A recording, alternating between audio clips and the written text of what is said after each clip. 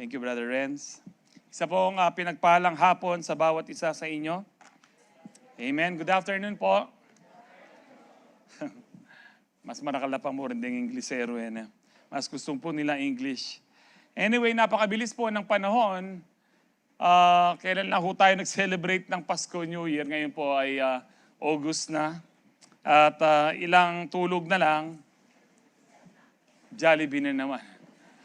No, Merry Christmas po, malapit na ang Pasko, pero mas malapit na po dumating ang ating Panginoon.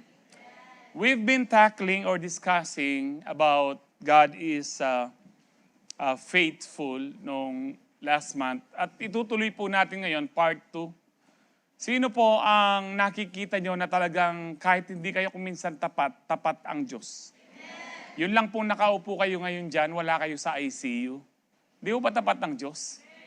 Wala kayo sa bilangguan. Di ba tapat ang Diyos? Eto pa, wala pa kayo sa mga nicho. O kaya sa, sa mga jar. Wala pa ho tayo dyan. Tapat po ang Lord. At meron pa hong mabuting plano ang Panginoon. Sa ating mga first-timers po, welcome. Hindi po aksidente o hindi lang po nagkataon na nandito kayo. Ang buhay po natin ay itinakda ng Diyos kung bakit kayo nandito. Meron pong plano na maganda ang Panginoon. Well, anyway, nakakita po natin ang ating mga napag-aralan last month that God is faithful to His Word. Hindi nagbabago po ang salita ng Diyos. Heaven and earth will pass away. Pero yung word ng Lord, it will remain forever. So hindi po totoo sinasabi ng ilan na hindi na uso ang salita ng Diyos. Marami na pong nagsalita niyan. Lahat po sila patay na. Pero kaya nga po, lilipas ang lahat, lilipas ang panahon, lilipas ang mundong ito, ang salita ng Diyos nakatayo pa rin. Sa mga pangako ng Diyos na napag-aralan din po natin, tapat po ang Panginoon. Kung may mga pinanghahawakan po kayong pangako, panghawakan nyo lang po yan. Hindi sinungaling ang Diyos, pwedeng hindi niya tutuparin ang kanyang pangako. Dahil imposibleng magsinungaling ang Diyos. Kaya niyang tuparin. Ang tanong, kaya mo bang manampalataya at maghintay? Pag-aralan din po natin yung po kanyang faithfulness about His character, na He cannot disown Himself, na siya ay faithful. He is God of love, God of mercy and gracious po ang Panginoon. Kaya nga po, hindi niya pwedeng i-violate ang character niya. He is holy. At yung pong last week na pag-aralan po natin, God is faithful to the end. Ano man ang mangyari, kahit po sa huling hininga ng ating buhay, sa pagdating po niya, magunaw man ang mundo, mananatiling tapat ang Diyos sa kanyang mga anak. Amen po ba? And ngayon po, pag-aaralan po natin, God is faithful to provide. Sino po dito ang may mga pangangailangan? Taas niyo po ang inyong kamay. Praise the Lord. Nakita po ng Panginoon po yan. At alam niyo ho ba, tapat ang Diyos sa pagpo-provide na ipinagkakaloob niya ang ating mga pangangailangan. Let me begin with Genesis 22:14. So Abraham gave that place a name, the Lord provides.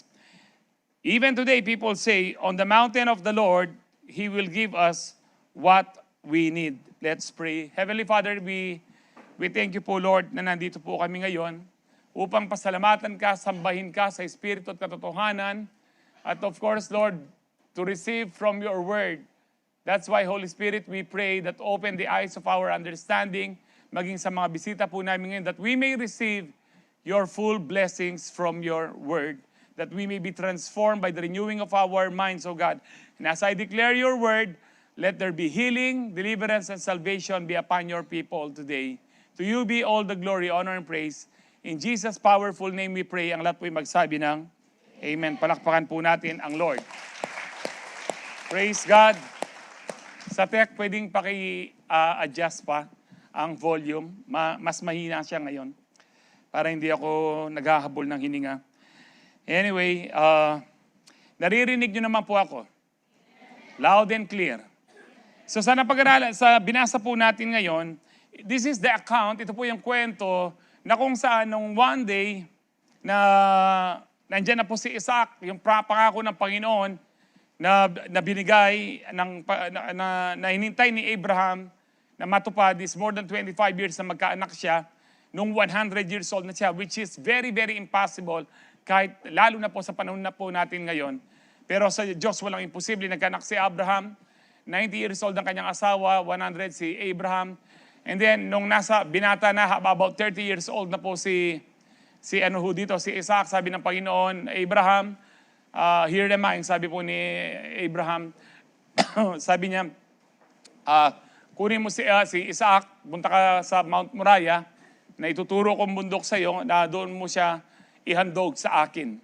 Sipin niyo po ito, no? Alam po natin ang kwento, hindi nagdalawang isip si Abraham, hindi nag-question, walang pagdududa, walang takot po, at siya po ay nagpunta ng on the third day, nandun na po sila sa paanan ng bundok na Mount Moriah, na Jerusalem po ngayon. Tingnan niyo po kung gaano kagaling po ang Lord, no? Talaga pong ang Bible is so amazing. Sabi ni Abraham sa mga kanyang dalawang servant, diyan muna kayo, kami at ng anak ko ay sasamba. We will worship God. Offering, actually, ang niya, mag-offer. Ang offer niya si Isaac. Pero, ano po yung punto ho dito? Jesus' name. When you offer, it's also a worship. Amen? Kapag dinadala po natin ang ating tithes and offering dito, that's a form of worship. That is why, in the Bible, God loves a cheerful giver. When you give, dapat po, meron kang kagalakan. I do believe, nung sumunod si Abraham, meron siyang kagalakan na i-offer niya ang kanyang anak. Alam niyo po, nung bata ako, sabi, bakit kaya ang tagal hinintay ni Abraham na magkaanak siya? Isa lang ang binigay ng Panginoon. Sabi niya, dadami sa mga lahi niya, pero kay Isaac pala yun mangyayari, ganon. Bakit kaya ginawa niya? Parang sa word ko po, bakit nagpauto si Abraham? Ang tagal niyang matanda na siya kaisa-isang anak ngayon, pahahandog niya, papatayin niya.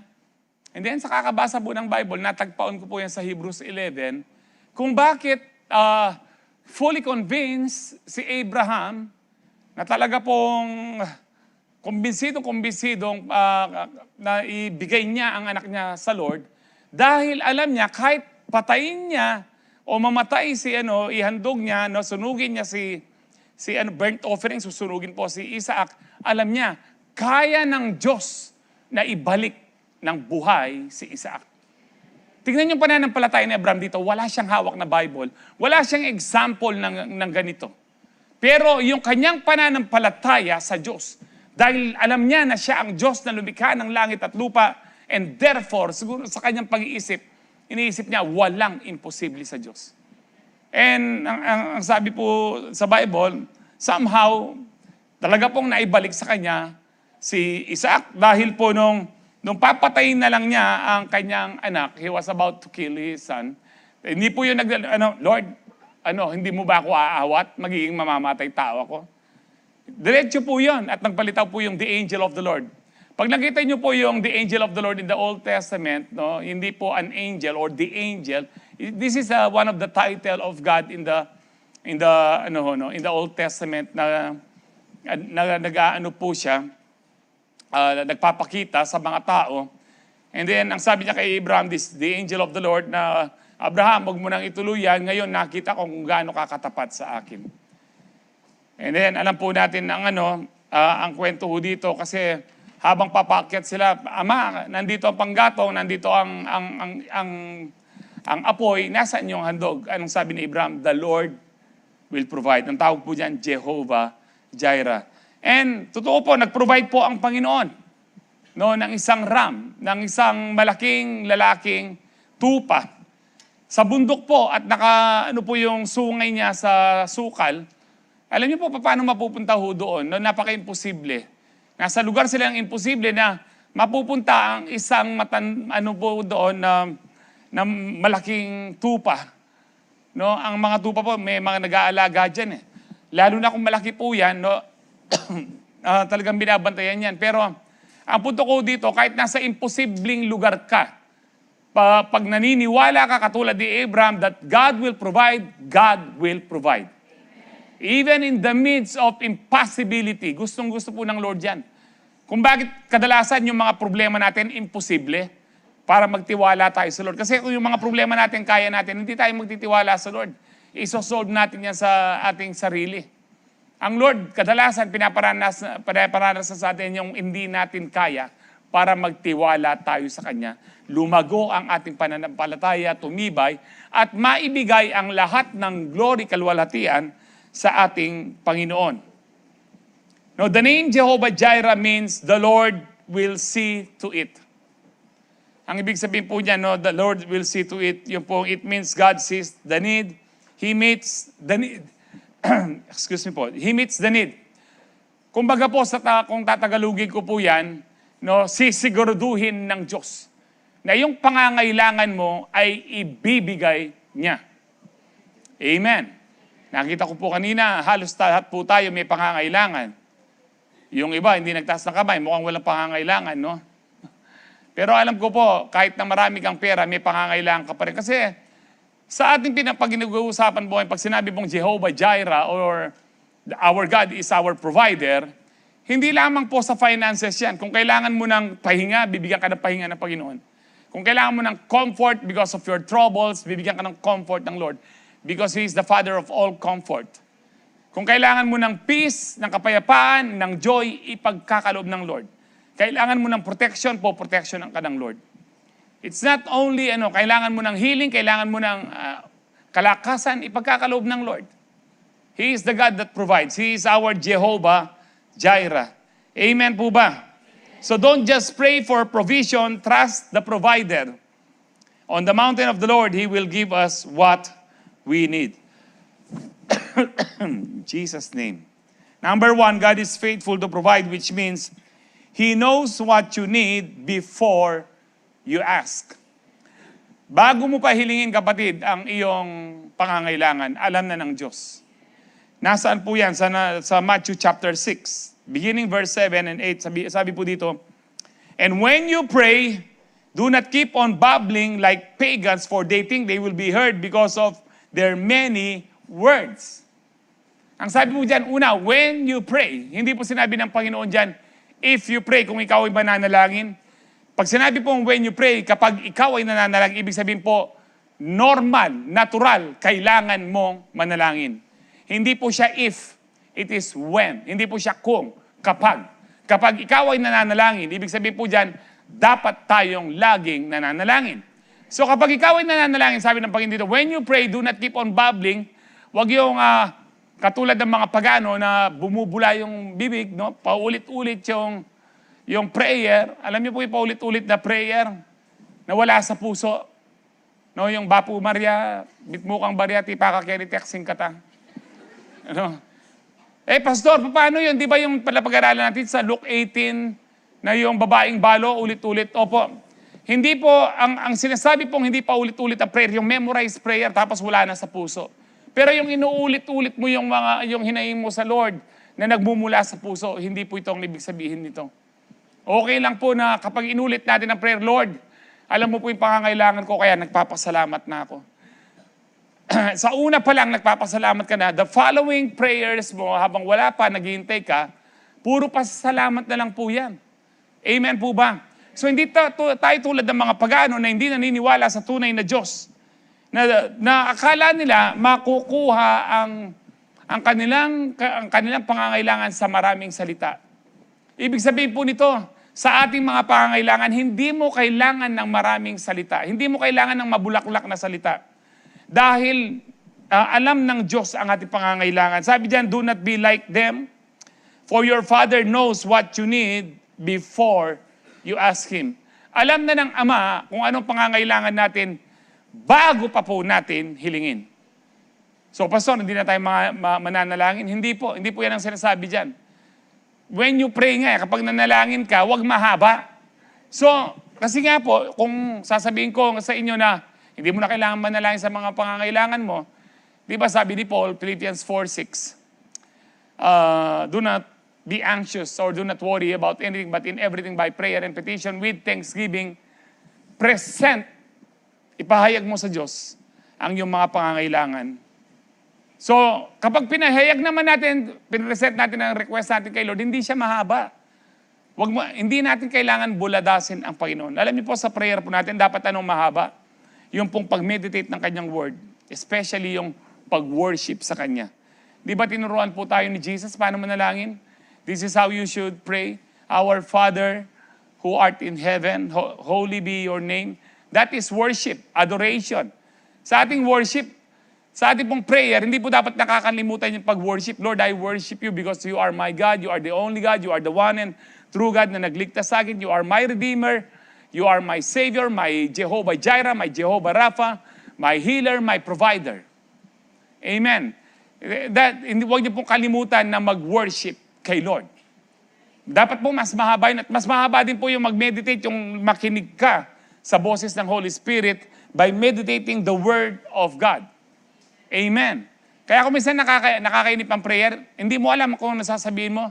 Hindi naman talaga po tayo dapat ang lagi nagsasalita. May relasyon tayo sa Lord. Kapag may relasyon ka, ang prayer, two-way communication. No, hindi lang ikaw ang nagsasalita, Lord, ito pong pangangailangan ko, tapos, amen, bye-bye na, Lord. Gusto niyo bang kausap yung mga taong gano'n? Alam mo, may gano'n mga, tapos, sige, alis na ako. May sasabihin ka pa. Lalo na kung ikaw ang magulang, kakausapin ka ng anak mo. Ma, pa, may ganito ako, ganyan. O, sige, alis na ako. Bigay niyo lang po, pag pwede, okay na. Di ba gusto?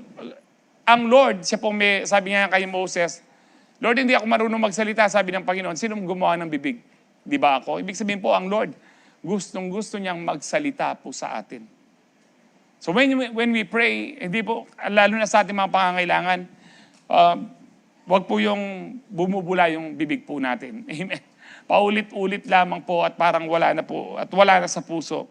Tuloy po natin sa verse 25 to 34, ang sabi po dito, Therefore I tell you, do not worry about your life, what you will eat or drink, about your body, what you will wear. Wag na daw nating alalahanin ang ating buhay kung anong kakainin natin. Nag-alala ba kayo sa pagkain ngayon? Ano kayang oras mayayari, Pastor? Maranap na ako. Ano kayang merienda? No. Ano ba yung susuot mo? And sabi ng Panginoon, is not life more than food? Yung buhay ka lang, malakas ka, no, kahit anong pagkain mo dyan, dapat nagpapasalamat ka. In everything, give thanks. Buhay ka, malusog ka, hindi ka naka-ICU. Hindi ka naka-confine, hindi ka naka-hospital. And sabi dyan, in the body, more than clothes. Yun lang, walang sakit ng karamdaman mo, kahit luma yung damit mo. Dapat okay lang po yan. Pero ngayon po, hindi ko nakikita ang mga lumang damit ng mga tao. Noong panahon po namin. Kasi panahon po namin, kahit na 4 kami magkakapatid, yung isang cabinet po namin, maluwag pa. Dahil halimbawa noon, pag nag-church po kami during the 80s and 90s, halos dalawa lang yung damit mong pang church. Susuot mo ngayong Sunday, tapos the other naman po, alternate lang po. Walang ganong damit ng mga tao po noon. Uso pa ho yung tinatahi, di ba? Kapag nabutas yung puwit ng pantalon mo. Kayo yun po yung mga kaedad ko. Tatapalan mo yan. Di ba? Hindi nga naman nakalitaw yung puwit mo. Pero may dalawang ganon, no? Pero ngayon po, nasa kasaganahan po tayo.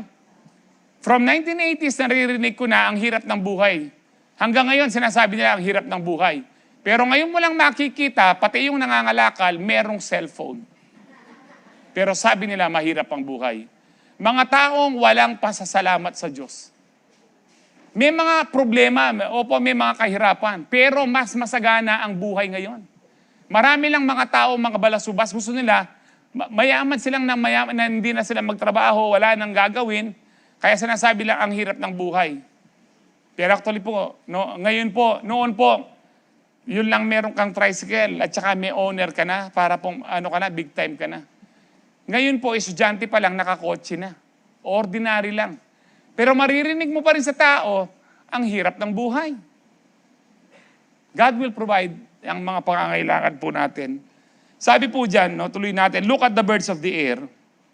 Ano po yung maraming hayop po natin dito? Or hayop, ibon. Kapangpangan, hayop yan eh. Mga denas, mga maya. Yung mga brown, nakikita po yan. Sabi po dyan, they do not sow, di sila nagtatanim, or reap, or store away in barns. Hindi sila nag-iipon, wala silang refrigerator. Sabi dyan, and yet your heavenly Father feeds them. Nakakita na ho ba kayo ng ibon na nakapila sa isang kumpanya nag-a-apply ng call center? Sa call center. Nakakita na ho ba kayo ng ibon na, alam po, ang kamangha-mangha ko, minsan dadaan po tayo ng napakalakas na ulan, ng bagyo, nakatira lang po sila sa puno. Minsan may mga mamamatay na tao dahil po sa lakas ng bagyo. Pero ibon, wala kang makikita na maraming namatay na ibon dahil sa lakas ng bagyo. Sabi po dito, yet your heavenly Father feeds them. Mahal po ng Panginoon, ng Diyos ang mga ibon. Ito po ang maganda. Are you not much more valuable than they? Hindi ba mas importante ka kaysa sa mga ibon? Kung yung mga ibon po, nakakita na po ba kayo ng ibon na nagpunta sa'yo? Na tapos humingi siya ng tulong. Gutom na ako, pakainin mo ako. Tweet, tweet, tweet. Alam po ng misis ko ito na sinubukan ko pong mag-alaga ng mga yung araw-araw pinapakain ko po yung mga ibon sa amin. Dumami ng dumami. As in marami po, kahit 100 meron. Ang dami, nag-enjoy po ako. Pero nung nakita ko po yung sa balkon po namin, ang sasakyan, ang dami ng pupo, ayoko na, sabi ko, hindi ko na kayo pakakainin. Total, yung ama, pinapakain na kayo kako. Pero kumakain pa rin po sila, yung mga tira ng aso po namin. No, hindi ko na po ginawa na kasi pag nakita na po nila ako, nandyan na po hanggang sa pader. Talagang ang sabi nila, pakananan nakatanin. Akala po nila ako yung Heavenly Father. Sabi ko, hindi ko na kayo pakakainin. May Heavenly Father, sabi ng Bible, may Heavenly Father na nagpapakain sa inyo. Ito po ang maganda, mas higit tayong mahalaga kaysa sa mga ibon. Kaya huwag mong paalalahanin, magugutom ka. Huwag mo nang isipin yung diesel magiging 100 na naman. Di na po dapat natin huyan na pinagpipray, Lord, paano na kami? Alam niyo ho, sabi ko nga po sa mga pastors, at saka po sa CU po namin minsan na pag-uusapan po, may po kami ka CU na yung pong, kung minsan nagigigil na siya, tumataas na naman ang gasolina, mga presyo, bilihin. Sabi ko ang ganyan, kahit po umabot pa ng 1,000 per liter ang gasolina o ng diesel, wag lang mangyari yung big one. Naisip niyo ba yon? Kaya nga po sa prayer ko, kahit po sa nagmamaneho ako, pag naalala ko yung earthquake na yan, kasi po hindi ko ma-imagine kapag nangyari po ang big one po sa atin. Can you imagine kung mangyayari po yun? Yung big one. Tayo po, mas marami po tayong mga buildings po dito hanggang Metro Manila. Dadaan po yan. Tayo po, nakasentro po tayo sa big one. Huwag ka nang magreklamo dun sa mga, kung ano-ano ang mga nangyayari sa paligid po natin, nangyayari sa SONA, sa impeachment. Magpasalamat ka sa Diyos na pinapakain ka pa niya.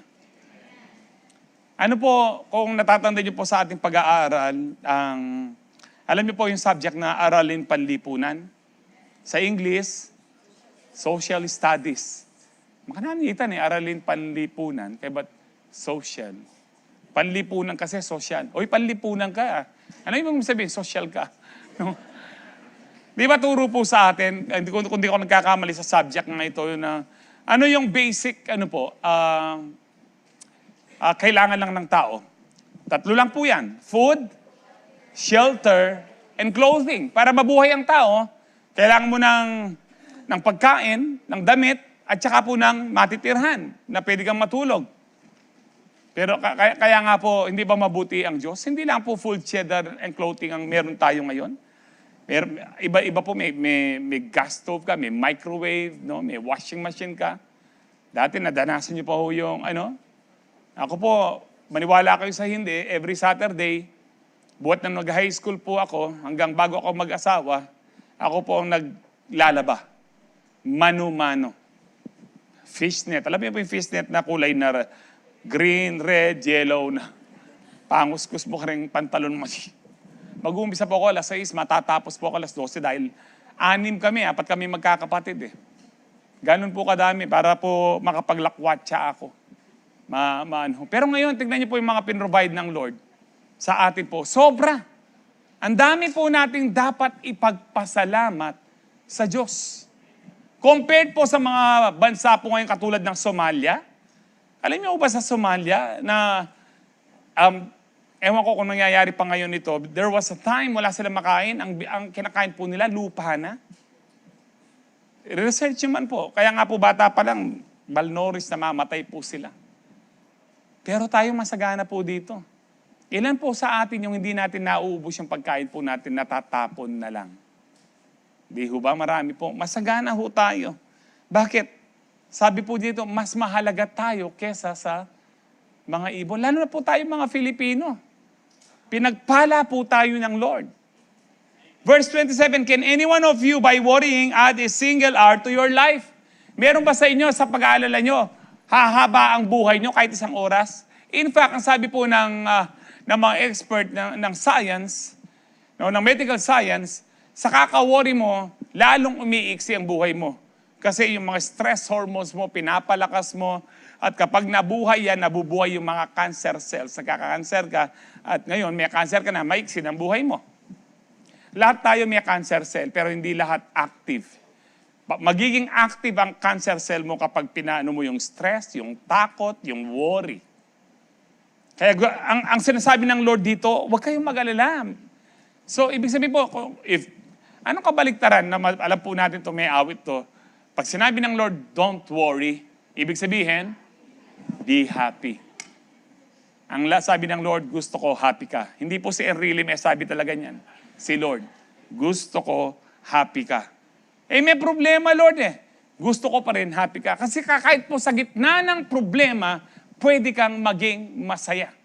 Dahil meron kang Kristo, meron kang Diyos na buhay, na kahit kailan hindi ka niya pababayaan, kahit kailan hindi ka magugutom.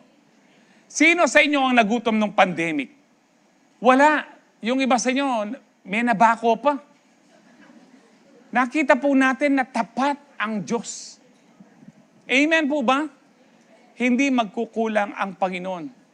Na pwede kang maging masaya kahit sa gitna ng problema. I've been in dialysis 19 and a half years. Bukas magdadialysis na naman po ako paulit-ulit, 3 times a week. 19 and a half years. Magto 20 years na po. Pero alam niyo po, ang pinagpapasalamat ko sa Lord, sa aming tahanan, sa aming pamilya, hindi nawala ang kapayapaan, hindi nawala ang kagalakan. Laging masaya ang pamilya po namin. Ako maniwala? Sino po dito na buhat nung nakilala niyo si Kristo, laging masaya ang buhay? May problema, yes, pero meron ka pa rin kapayapaan. Meron ka pa rin kagalakan. Ba't hindi problema? Yung nasa ICU ako, na-ICU ang misis ko. Tumatawa pa kami sa ICU. Sabi ko sa kanya, huwag kang mag-alala. At dami na natin naging problema, hindi tayo pinabayaan ng Diyos. Huwag kang matakot kako. 3 a.m. pa lang siya nasa ICU. Dumating yung doktor namin na ano po, ng mga 7:30, may bago ng result. Sabi niya, okay ka na. Pinapalabas na po sa ICU, sa regular room na lang po kami. Wala po kayong makikitang 3 oras o 4 na oras lang naka-ICU. Laging overnight po yan at ilang araw. Pero dahil nagtiwala kami sa Diyos, nagmilagro ang Panginoon.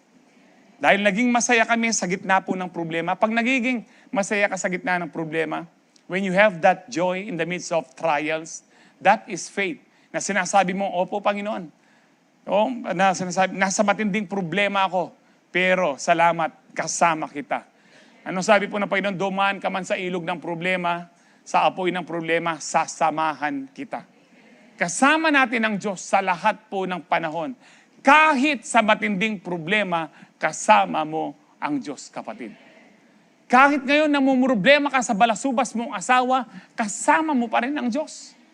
Amen? Kaya kung ikaw ay babae, nakakakatak. Wala na yung sa uping katak mo ngayon. Lalo niya mong mimuhay ang asawa mo. Ang kailangan mo diyang gawin, sa mga in-advise ko na bago ang asawa po nila, sabi ko, ipag-pray nyo ang asawa nyo. Pag natutulog yan, i-lay hands nyo, ipag-pray nyo, i-rebuke nyo yung demonyo. Kaya lang, huwag kayong malakas ang boses.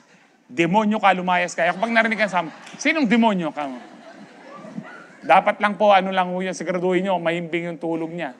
At huwag malakas ang boses nyo. No, kidding aside, marami pong nabago. Mga anak, mga bata. Ako po, mga anak ko po, kaya po, nabago din po ang mga yan. Kasi po kahit anak ng pastor, kailangan ma-born again. makakilala sa Panginoon. Nililay hands ko po every night. Nabigyan sila ng Diyos ng banal na pagkatakot, na mamili sila ng mga kaibigan na may takot sa Diyos. Gawin nila yung tama kahit walang nakakakita. Ito po yung mas maimportanteng prayer kaysa sa mga pagkain po natin. Hindi ka magugutom, kapatid. Alam niyo nga, sabi ko nga kahapon, kasi po, naging tambay po ako, kahit nakatatlong course po ako, no? Pero naging tambay pa rin po ako kasi noong panahon ko, wala akong, ang tawag po dito, mahirap ang trabaho. Hindi katulad po ngayon, mahirap ang trabaho. So, siyempre mainip kasi kayong kanto tambay. Alam niyo po na aking napagtanto. Alam niyo po yung napagtanto. No? Lalo na yung mga tambay, may mas pananampalataya pa kung minsan sa Kristyano. Mga tambay walang trabaho pero alam nila, kami gaganakatol, bukas mga tapa mo rin. Alam niyo pong gagawin niya kung minsan yan? Yung pong pupunta sa kaibigan? Yung saktong kumakain. Nandyan ho ba sino, chupoy kaya? Ay, kinilove ka, mamang kami. Magsabi na ka. Nanong sabihan, pinangamanawian ko yan. Di ba? May faith pa sila. Kami gaganakatol, alaka tayong Panginoon. Pota mo kayo, natin malagakita minom tayo. May kalibrita na naman. Pati Panginoon nila by faith. Pero ikaw, kung isang Kristyano ka na, may Diyos ka na, natatakot ka pa. Totoo po ito. Nagtrabaho po ako sa Clark po noon, I think that was 1996, no? At pioneer po kami ng isang malaking company po dyan. Dahil hindi na po gumaganda yung, pag pioneer ka, kung minsan, parang may pride, entitled ka, nauna kang empleyado, kayo nag-establish ng company. Pero dahil hindi na maganda, halos sabay-sabay kami nag-resign. Ang sabi namin, Tol, kanya, mag-resign na tayo. Total, kahit nung wala tayong trabaho, kumakain tayo. Isipin niyo po yun, may faith silang ganun. Baladas Gurdenas lang. No? Ito po yung, ano po yung punto ko dito? Mahal tayo ng Diyos, hindi tayo pababayaan. Kaya lang, hindi makakakilos ang Diyos sa iyo kung hindi katulad ng, ang ibon po, laging may pananampalataya. Lagi po yung paggising pa lang sa umaga, maririnig mo na yung mga ibon, bago lumipad, anong ginagawa nila? Umaawit po sila. Palagay nyo, kanino sila umaawit? Sa'yo? Ali? Sa Diyos po, nagpupuri sila sa Diyos. Ama, salamat po sa bagong umaga, bagong araw, na kahit maulan, alam po namin, kakain kami. Tweet, tweet, tweet. Amen. Ikaw, paggising mo, arwabak na naman, mag-obra na naman. Ano naman kaya ang luto ko? O kaya ang bumibili ng ulam? Ano naman kaya ang ulam na linuto ng kahit? Paulit-ulit na mo. Di ba? Ganyan, ha? Putang sali kang balatong, puro siyang sabong, bilang mo rin ang butil ng balatong, At dami mong, instead na pagbumulat mo ng mata mo, ay salamat, Lord. Gising na naman ako, buhay na naman ako. Di ba? Dapat po hindi makakakilos ang Diyos kung wala kang pananampalataya, kapatid. Kaya kung minsan nagkukulang ka. Bakit? Malinaw po sa Bible, Hebrews 11:6, and without faith, it is impossible to please God. Kung walang pananampalataya, hindi malulugod ang Diyos. Ayun po, nababasa niyo ba? Without faith, it is impossible to please God. Only by our faith, through our faith, nakikilos ang Panginoon. Kaya nga tinawag po sa Bible sa atin po sa Habakuk na the righteous will live by faith. Inulit po yan ni Paul sa mga sulat niya. The righteous will live by faith. I've been in dialysis, we live by faith po talaga. Sa 19 and a half years, akala ko po, maghihirap po kami, mawawala ang bahay, sasakyan. Pero pinagpala pa po kami lalo ng Panginoon. Kapag lumalago ka sa pananampalataya, the more na katulad po ni Abraham, matagal na po ako, hanggang ngayon nagpe-pray pa po ako, na matatanggal po ako sa dialysis. Kung titigilan ko po itong prayer na ito, mamamatay na lang ako. Kasi parang sinasabi kong, hindi na ako nagtitiwala sa Diyos. Nagtitiwala pa rin ako sa Diyos. Pero kung di man ako matanggal sa dialysis at nag-rapture na, mas maganda po yun. Nasa langit ka na, hindi ho ba? Yung pananampalataya po natin dapat, kaya ho natin, bakit tayo nagbabasa ng Bible, nag-church, gusto natin na yes, magpasalamat, sumamba sa Panginoon. Pero of course, tingnan niyo yung pananampalataya ninyo. Dapat lumalago kayo sa pananampalataya. Tumitibay kayo sa pananampalataya. Kapag tumitibay ka sa pananampalataya, hindi ka nagiging matampuhin. Hindi ka nagiging matampuhin sa Diyos. Hindi ka nagiging matampuhin sa asawa mo o kanino man. Birthday ko yan, kalingwanda yan. O naano mo, yung Kristo, naman mag-celebrate birthday. Di ba? Sino po yung dito yung papadyan? Birthday ko yan, kalingwanda, nagtatampo ka na, di ba? Magpakamatay na ako. Ayun. Ang hina po ng mga tao ngayon, di ba? Di tak mong kaya, magpakamatay na ka. Broken, di ba? Kailan lang? Yung balita dahil broken-hearted, tumalon po sa isang building ng paaralan. Nakakaano po, no? Ako po, ano po ako talaga, naantig yung damdamin ko. Sabi ko, nag-pray po ako, and then sabi ko, demonyo ka, in the mighty name of Jesus. Yung espiritu ng death, yung suicide na yan, binabind ko in the mighty name of Jesus. Kasi po, nung panahon po namin, tayo po na kaedad ko, kaya kayo, Ken, yung sabihan matuwa akong dili, Ken, Bagamat mag-52 na po ako, pero mukha pa rin po akong 50. Amen. Ilang ano lang. Noon po, kapag may problema ka, halimbawa yung namin, na hindi siya sinagot ng kanyang lililigawan. Ano po yan? Maglulungkot-lungkutan. Dahil kabataan lang eh. Anong sasabihin na kahit po sino, no? At iyakan yan. Bala mo, kawalang kang babae, no? Pero pagbarkada mo yan, tol, makanya nang gawin tayo, minum tamo. No, I'm not insinuating inom tayo pag may problema, no? Kahit po sa matanda mo, sabihin niya, may problema ka, sabihin nila, at iyakan yan, paragkasana ka pa kanita. Talakad na kamoken, bala mo kawalang kang babae, bala mo kawalang kang lalaki, karakalalakay ken, kainakan mo pa mo. Pero sabi ng ilan, dapat yung mga modern, ngayon, psychologist, psychiatrist, or whatever, sabi na dapat hindi daw ganun. Pero, alam niyo po, nakatulong yun ng panahon po natin. Yung sasabihin nilang walang kwenta yan, o nga papasok sa isip mo, o nga walang kwenta to na bakit ko sinasayang ang buhay ko sa ganito. Kaya kung sa atin po na-stress tayo, Lord, na anong gawin ko na, gusto ko pa magpakamatay na lang po ako. Sabi ko nga, ang daming nagpapakamatay. Kami sa dialysis, gusto namin mabuhay. Palit na lang kaya kako. No?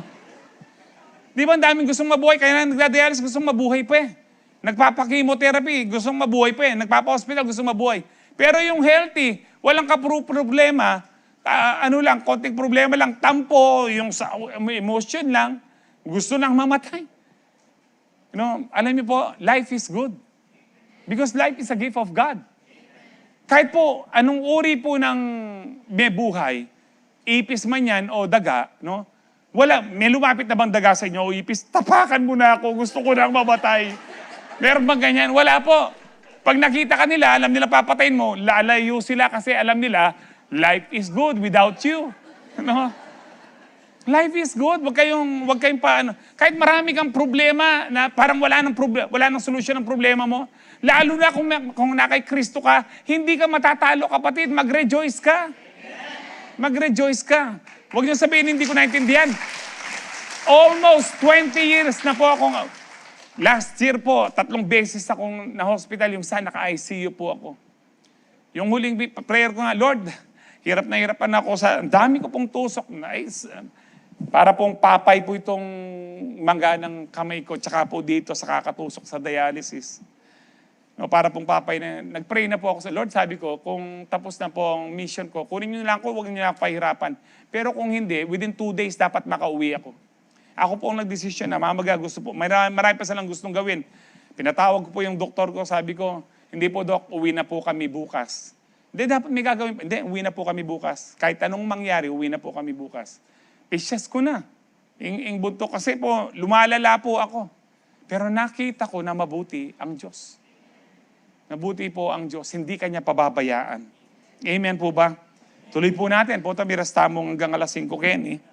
Di nga luwaki kayo, maranop na lang. And why do you worry about clothes? See how the flowers of the field grow. They do not labor or spin. No? Tignan niyo mga bulaklak. Ang sabi niya, ang gaganda. No? Hindi man nagtatrabaho yan. Ang sabi po, yet, I tell you that not even Solomon in all his splendor was dressed like one of these. Hindi ganyan kaganda. Kahit si Solomon na napakayaman, napakatalino, hindi siya nagsuot ng ganyan kagandang damit ng mga bulaklak.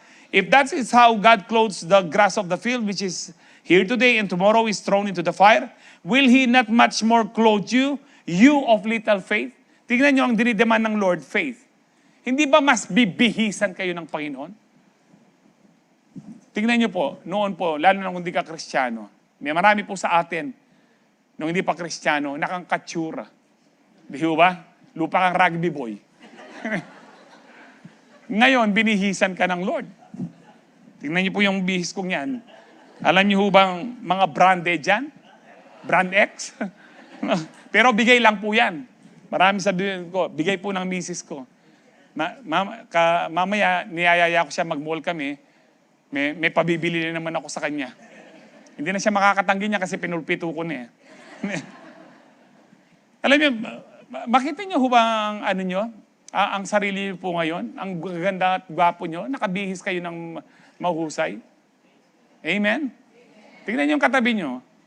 Dati hindi mukhang tao yan, ngayon mukha ng tao yan. Dahil kay Kristo, nagmukhang tao. Amen? Pero ano yung metong? Pero pastor, ba't bala mo? Alin, ganya kasi Ken eh.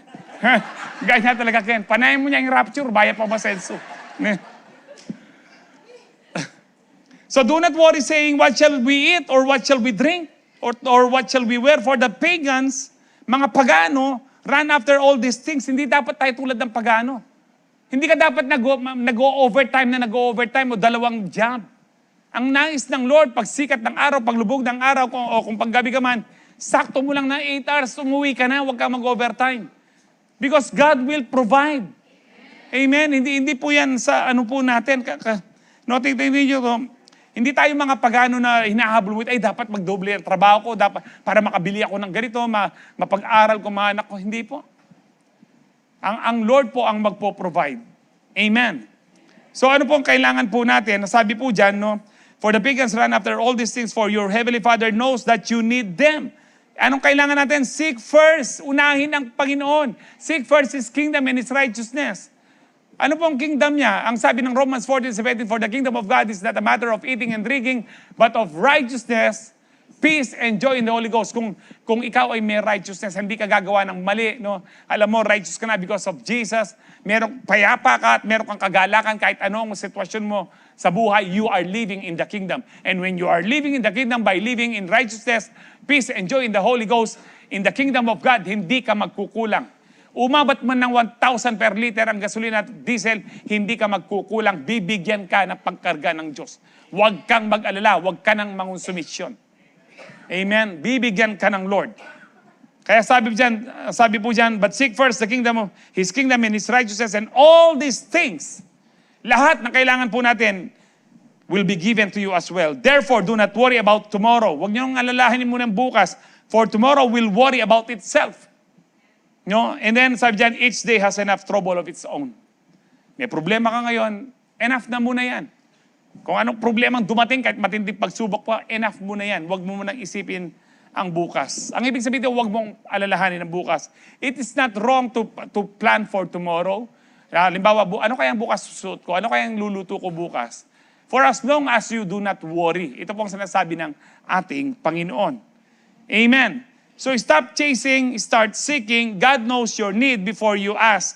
And He is faithful to meet it one day at a time.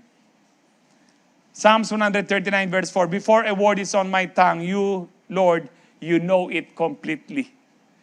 Bago pa, alam niyo ba, ang Diyos alam niya kung ano sasabihin mo.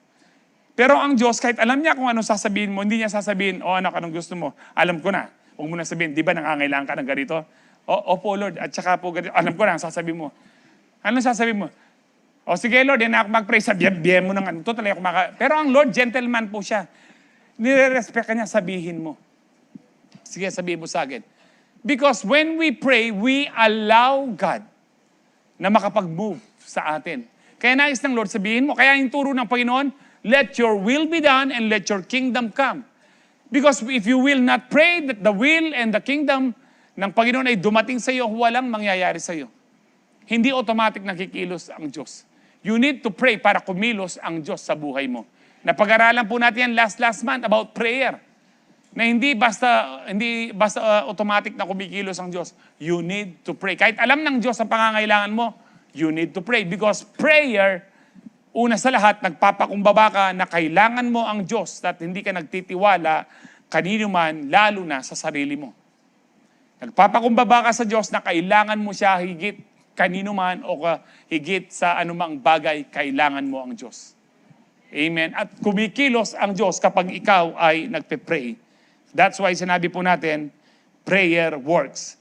So pray with peace, not pressure. God knows what you need before you ask. And His faithfulness isn't late. Amen? Hindi late po ang Panginoon. Lagi po siyang nasa timing. Naalala ko po marami na po mga testimony ganyan po sa atin, no? Yung mga nag-testimony, naghihintay po ng pambayad ng kuryente. One day before po, makat yung kuryente po nila, binigay. May mga testimony pong ganyan.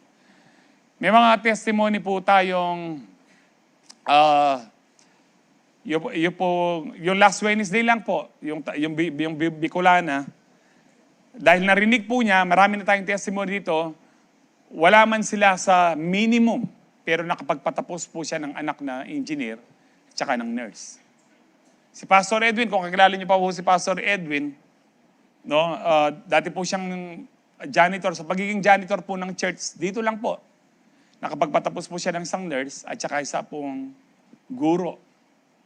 Bakit po kapag tapat ka sa Diyos, hindi ka magkukulang?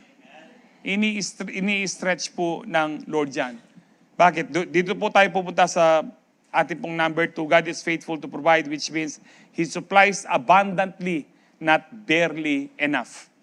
Ang pag-supply po ng Panginoon sa atin, hindi yung sakto lang. No, not barely enough, not just enough, but sobra-sobra. Alam niyo po anong purpose ng Lord? Bakit sobra-sobra po yung blessing natin? Because we are blessed to be a blessing. Natatandaan niyo pa yun, nasa 2 Corinthians 9:8. Pwede pakita natin, 2 Corinthians 9:8, NLT. No, tingnan niyo po bakit binibless tayo ng sobra-sobra ng ating Panginoon. Sabi diyan, and God will generously provide all you need, then you will always have everything you need.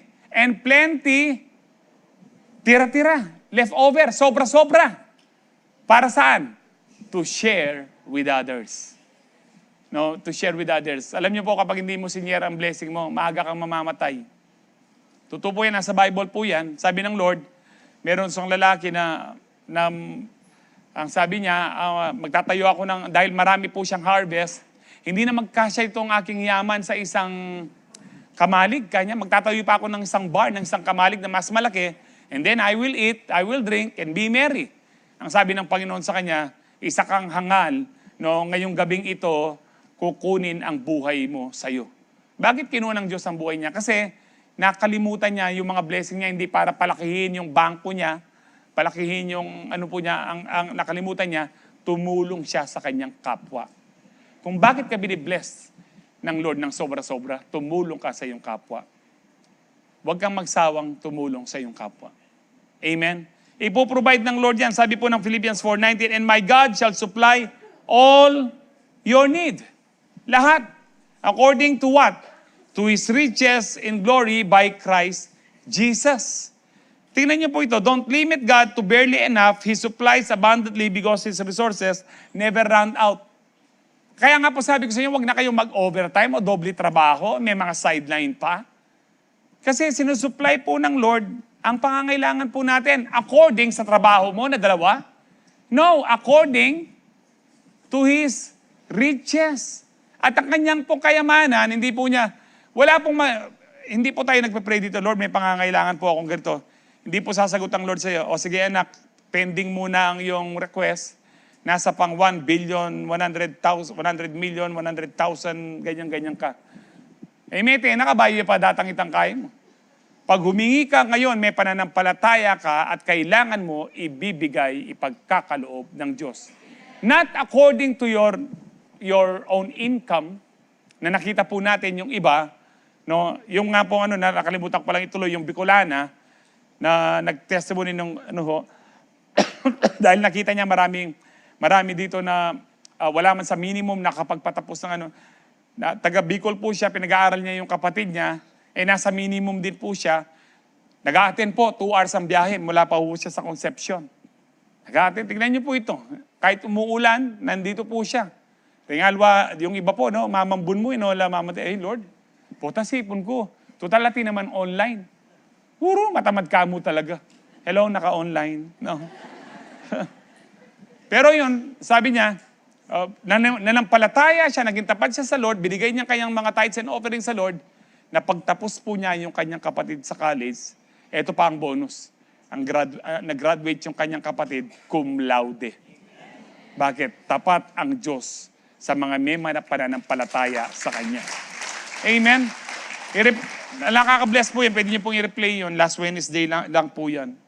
Alam niyo po kanina, nag-usap na po na naman kami po ng aking pamilya sa Amerika. Sabi ko nga, nagamit ko yung kinwento mo, sabi ko doon sa ate ko, kasi ang ate ko po, siya, sorry po Jesus name. Buhat po nung nag-dialysis po ako, 2007,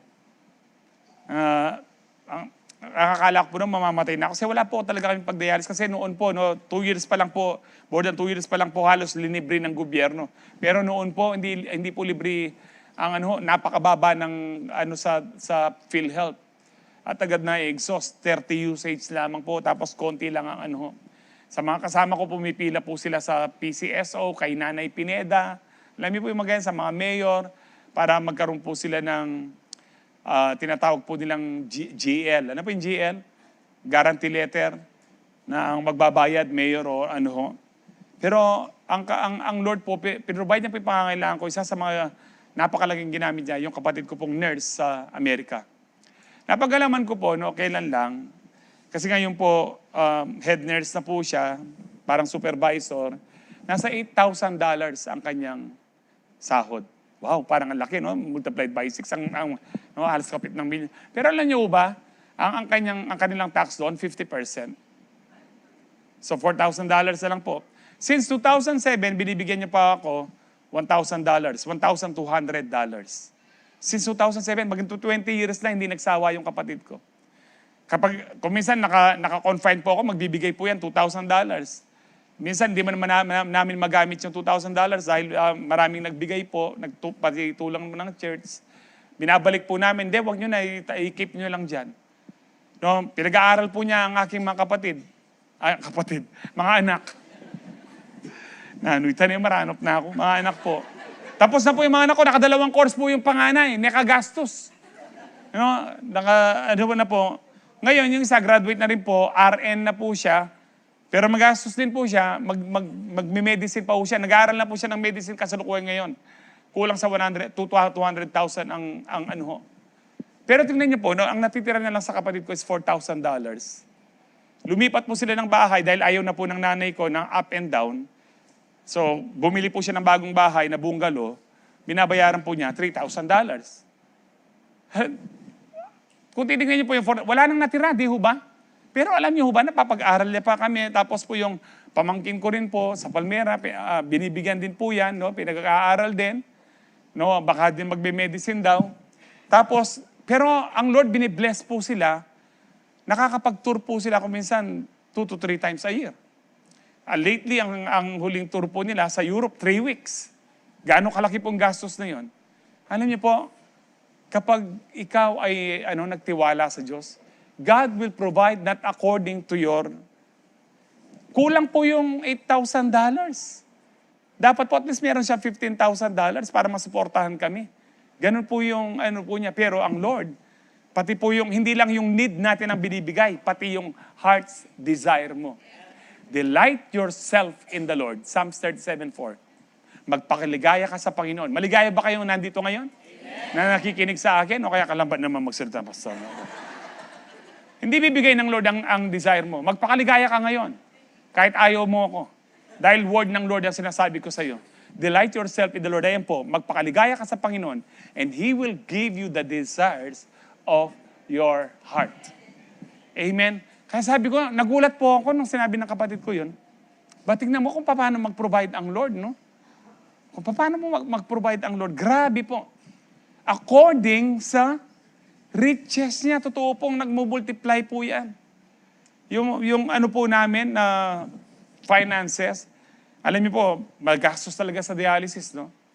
3 na, 3. Pero anyway, isa sa hindi ko rin po makalimutan, yung pong gusto ko ng magbisikleta, magbike, para may exercise ako. Yung unang binili kong bike, nasa 30,000 po. No?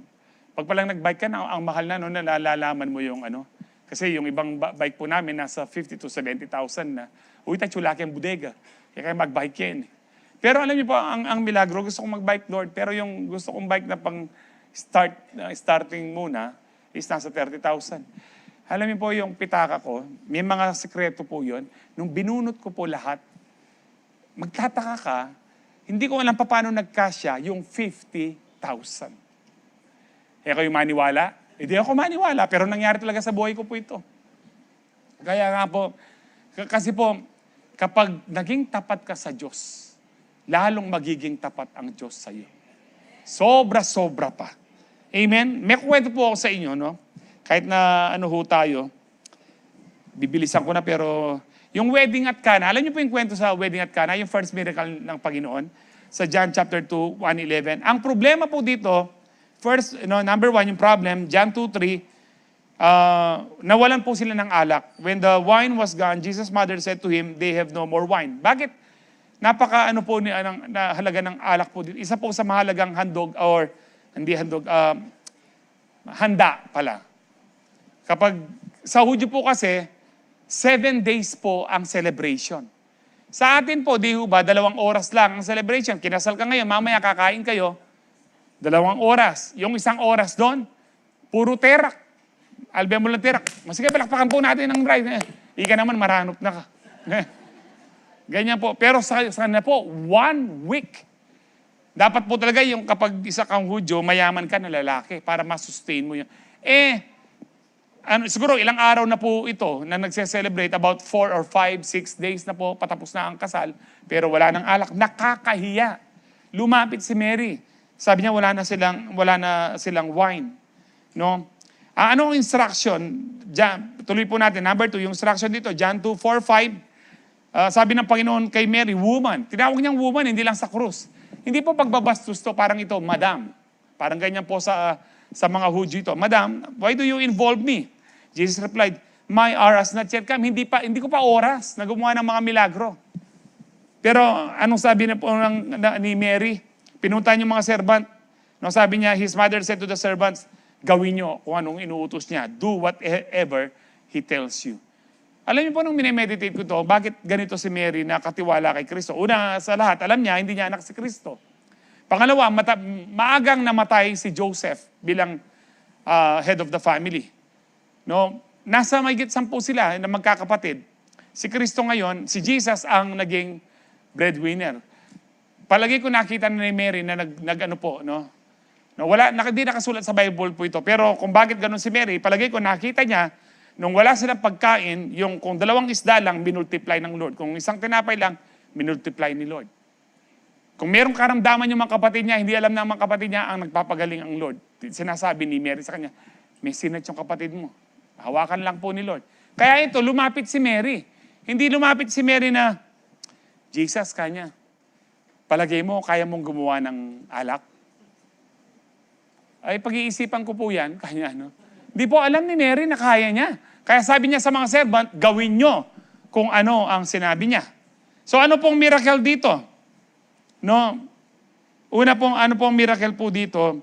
There are ilang jar po ang kinuha po nila. How many jars were filled? 6 stone jars were filled to the brim. Sabi niya, nasa verse 6 po, sabi po dyan, 20 to 30 gallons.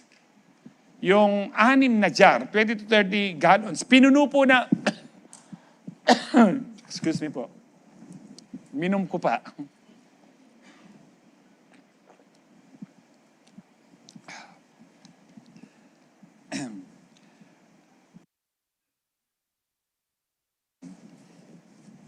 So, lahat po yan yung 6 na jar, about 20 to 30 gallons. Sabihin natin 25 gallons na lang. No, 25 gallons, 6 jar, ilang gallon po lahat? 150 gallons. Now, ang tanong, sa standard wine bottle, ilang ml po yan? 750. Lalo na kayong kalasing, baluyo yan. No, 750. Ang sabi po dyan, no, one standard wine bottle, 750 equals pong ano yan, 0.198 gallons. Yung 150 gallons, i-divide mo ng isang bote, 750 ml or 0.198 gallons, ang lalabas po ay merong 757 bottle. Ganito po ang ginawang milagro ng ating Panginoon. No, kung yan po ay 60 lang, kunwari po 20 gallons lang po yan po ay 606 bottles lang. Kung yan po ay 30 gallons per aabot po ng 900 bottle of wine. So pwede po natin sabihin roughly, nasa 750 bottles of wine ang ginawa po ng Lord. No? Baka yung iba sa inyo, ano ngayon, pastor? Alam niyo po, nga luwakan niya, kaya kayo rin kalasing dati. Yan, sabi na kami. Kristo ginawa yung alak. Miminum la. Pero manaya kayo, kalasing. Tingnan po natin kung anong klaseng wine ito.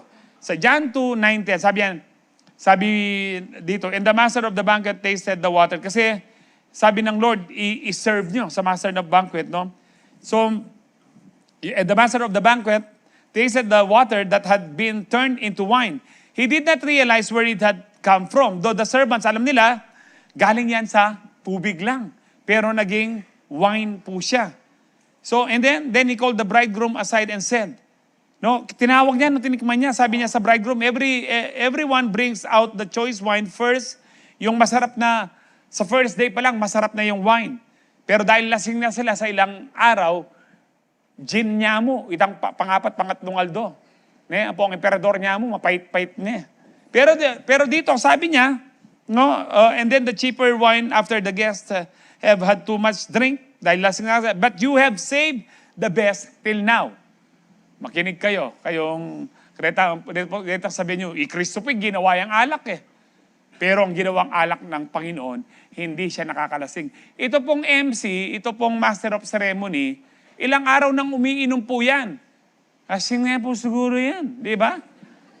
Pero nung tinikman niya, nagising siya, ang sarap nito. Hindi gumawa ng alak si Kristo na nakakalasing, nakaka-refresh. O ikang babae yan, siniko na kayo, ika naman sumiko, yan, may correct ka balamog ka lang, pwede nakaminom pa si bayo. No? Ibang wine po ito. At ang gusto ko pong uminom to sa langit po, inumin po natin. Best wine po ito. Now, ano yung purpose ng Lord? Bakit niya ginawa ito na napakadami ang renigalo po niya. Maaring kamag-anak niya po ito. Kaya imbitado po sila, pati yung mga disciples, saka po si Mary. No, sa John 2:11, sabi dito, what Jesus did here in Cana of Galilee was the first of the signs or miracle through which He revealed His glory. Hindi lang po ito para kay Mary. He revealed His glory o para sa kamag-anak niya na mapapahiya dahil may kurilyo yung alak. And His disciples believe in Him. I-reveal niya yung power niya, yung glory niya para yung disciple niya, ilang araw pa lang niya kasama, maniwala sa Kanya na siya talaga ang anak ng Diyos. No? Kaya nga po reveal niya ang glory niya to show His power. Jesus took what was empty, filled it to the brim, and turned it to the best abundant provision at the right time. Naniniwala ho ba kayong yung alak na ginawa ng Panginoon, walang sinsarap sa buong mundo ngayon? Ang tanong, magkano kaya yon na pinrovide ng Lord sa panahon po natin? Sino po sa inyo ang pinapayagan kayong uminom ng doktor nyo ng red wine? Marini ako pa mayuj. Mariyan, ako. No. Po red wine, pastorin ka na ako, red horse. Ano kaya? Grabe, no? Alam niyo po, yung red wine na sikat sa atin is Novelino, di ba? Alam niyo yung Novelino? Magkano po yan, ng isang 750 ml? Nasa 250. Murang-mura, di ho ba? Pero kung 250 yan, multiplied by 750 bottles, magkano siya? Nakalimutan ko siyang i-record kahapon. Magkano yan? 250 lang, no? Mumurahing alak, wine. 187,000. Regalo ng Panginoon doon sa mga kinasal. No? Kung nandito Panginoon, kunan niyang ninong, detangi kayong magkaya, no?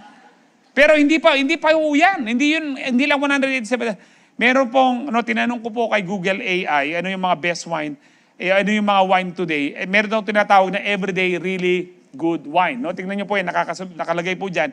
Nakakasunod ho ba kayo? No, you can get excellent bottles for $20 to $50 daw. Example daw po, Borolo style Nebbiolo. Nanla po din eh. Chatu, no, du pape. No. Ewan ko po. Pero kung multiply po natin sa $50 na lang po ito, multiplied by 750 wine, nasa $37,500. Multiplied by magkano ang $1 ngayon? 60, sabihin mo na lang. Ang misis ko sa bangko, magkano niya Joyeng kaya? 61. Pero sabihin na natin 60. Alam niyo ba sa pera natin kung magkano ito, yung everyday, really good wine lang, nasa 2.2 million na. Pero hindi pa yan ang ginawa ng Panginoon. Top Napa. No, ano itong, napon Bordeaux sa ako, Bordeaux, other than Ken, Bordeaux. Kalasing la talaga balo ding ikay. No? Ewan ko po, ba't ganyan po ang pagkakaano nito? Siguro nung tinatanong, anong papangalan natin dito, boss, sa malalasing niya? Bordeaux. Isip-isipan mo na, atin niyang ex, potang kaya, may mamburing ibigkasan. Nano ito, malasing. So, sabihin natin, no, tingnan po natin dyan, no, merong ghost horse, no? Kung merong red horse, merong ghost horse. No? Streaming eagle cabernet or cabernet, chatu, ano to, Petrus, Pomerol, nahi. So, kunin natin yung 6,000. 6,000 multiplied by 750 bottles. Nasa $4.5 million. Times 60 pesos. Magkano yan? 270 million pesos. Pinrovide ng Lord. Hindi pa po yan. Kasi nga, best wine yung sa kanya.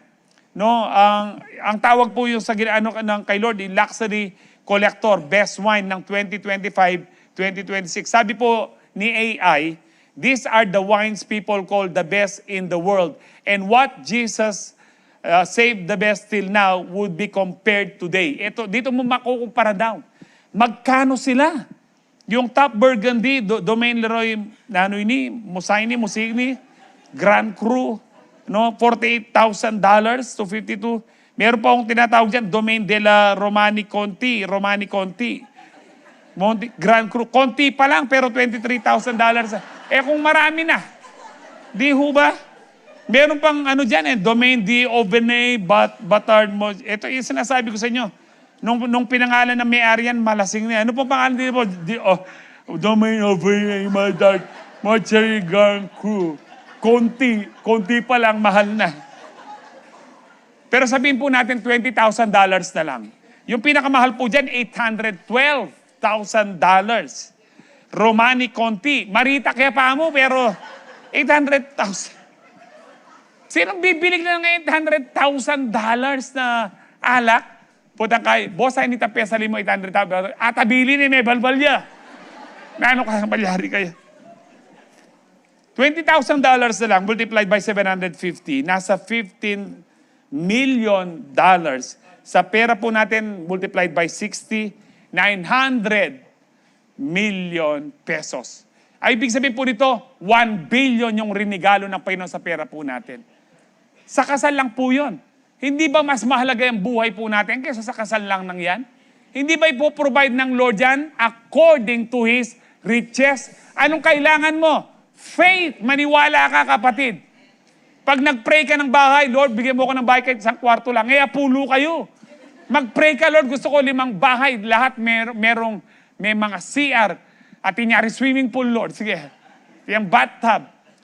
Bakit hindi ba kayang ibigay ng Lord? Kaya po niya. Ang tanong, kaya mo bang manampalataya that God is able to provide? Amen? So, kaya nga po, ganito po ang Lord. So, shortcut ko lang po, number 3, God is faithful to provide, which means He meets your needs through His riches in Christ.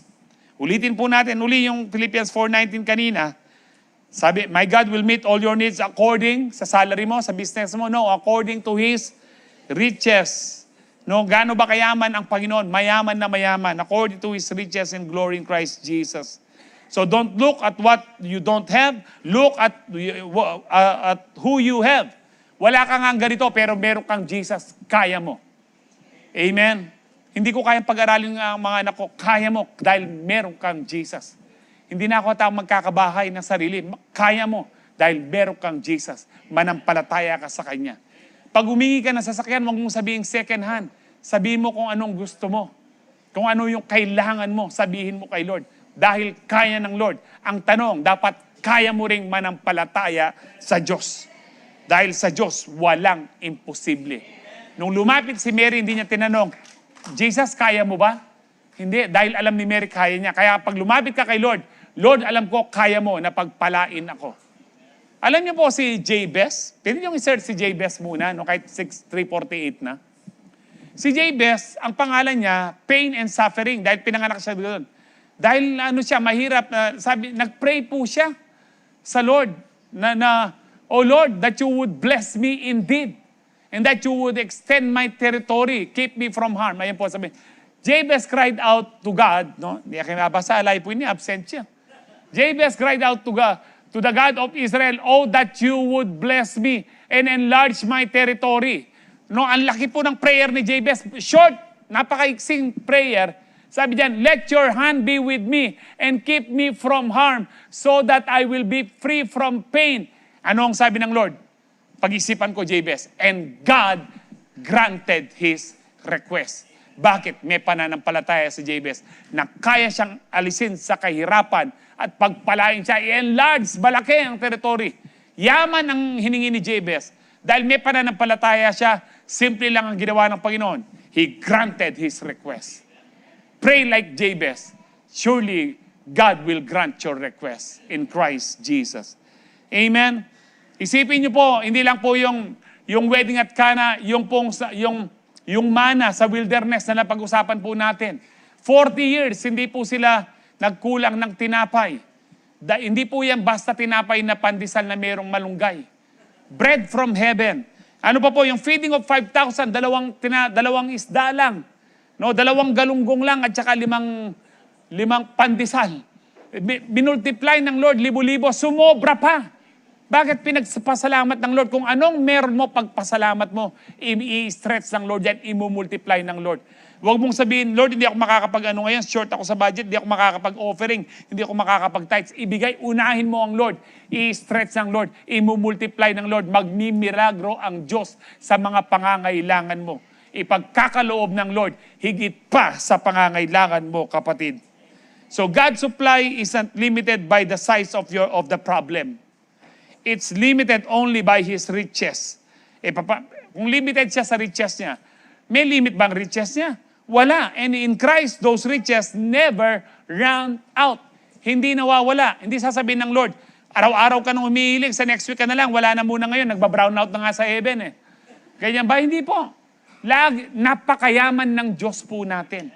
Hindi ka kawawa, hindi ako kawawa, hindi tayo kawawa, mayaman ang ating amang nasa langit. Magtiwala ka, sumunod ka, manampalataya ka, manalangin ka, huwag kang magsawa na tumawag sa ating Panginoon. Pero alam niyo po, yung Philippians 4:19 na yan, hindi siya automatic. Para sa mga generous giver yan. Tignan po natin, no? Atras tayo sa verse 15 muna. Sabi diyan, moreover, kayong mga taga-Philippi, Philippians know that in the early days, kayo lang in the acquaintance of the gospel na binigay sa iyo ang good news when I set out from Macedonia. Not one church shared with me. Walang church na nagsumuporta sa akin sa ministry, the matter of giving and receiving, except you only, sabi niya, for even when I was in Thessalonica, you sent me aid more than once. Sa ibang salin po, again and again, when I was in need. Not that I desire your gifts. What I desire is that more be credited to your account. Meron tayong bank account sa heaven. Kaya mag-impok kayo ng kayamanan sa langit. Paano? By giving sa gawain ng Panginoon. By helping the needy. Kapag ikaw ay nagbibigay sa gawain ng Panginoon, tinutulungan mo yung mga nangangailangan, nag-iipon ka ng bank account. Ngayon, kung hindi ka nagbibigay, ano ang withdraw mo? Lord, kailangan ko ng ganito. Hindi ka man nagtanim. Kung nagtanim ka ng maraming aanihin. Kaya ito sinabi ni Paul, para sa bank account nyo. I have received full payment and have more than enough. I am amply supplied now that I have received from Epaphroditus. Gandang pangalan, no? Tipong lagyo kaya kayo makanyan, Epaphroditus.